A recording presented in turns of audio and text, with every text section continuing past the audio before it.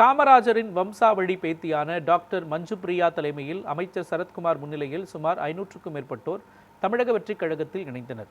தாவேகா பொதுச் செயலாளர் ஆனந்த் தலைமையில் தாம்பரத்தில் தாவேகாவில் இணையும் விழா நடைபெற்றது.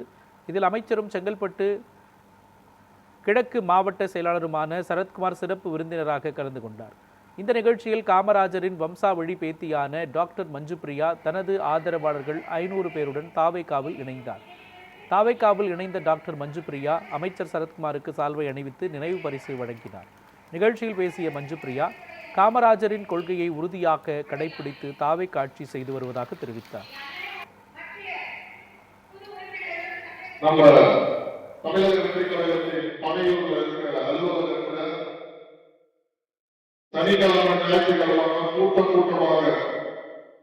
ஆயிரக்கணக்கான கூட்டமாக மாற்று கட்சியிலிருந்து வந்து இணைஞ்சுக்கிட்டே இருக்காங்க.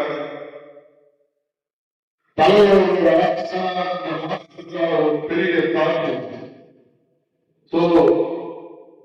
என்னன்னா இந்த மாதிரியான ஒரு உண்மையான நேர்மையான ஆட்சிய மக்கள் வந்து இன்னைக்கு பார்த்து புரிஞ்சுக்கிட்டாங்க. மாற்று கட்சியிலிருந்து வருவாங்க, தன்னார்வலாம் வந்து நிறைய பேர் வந்து சேர்றாங்க.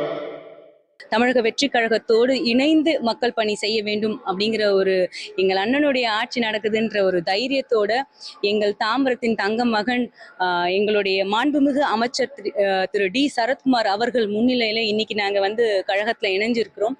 களப்பணியும் மக்கள் பணியும் செய்வதற்காக மட்டுமே இணைந்திருக்கின்றோம்.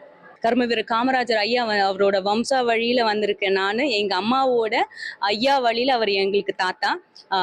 அவரை பற்றி சொல்ல வேண்டும் என கல்விதான் அவரோட மிக முக்கியமான ஒரு நம்ம நாட்டோட பங்களிப்பு. குக்கிராமத்துல கூட நீங்க ஒரு சாதாரண ஒரு மாணவர் பின்னாடி இருக்கிற அந்த பட்டத்துக்கு சொந்தக்காரர் எங்க ஐயா. எல்லா குக்கிராமங்களிலும் நல்லதொரு கல்வியாக கொண்டு வர வேண்டும் என்பது எங்களுடைய மிகப்பெரிய ஒரு சந்தோஷமான நாங்க செய்யணும்னு ஆசைப்படுறோம்.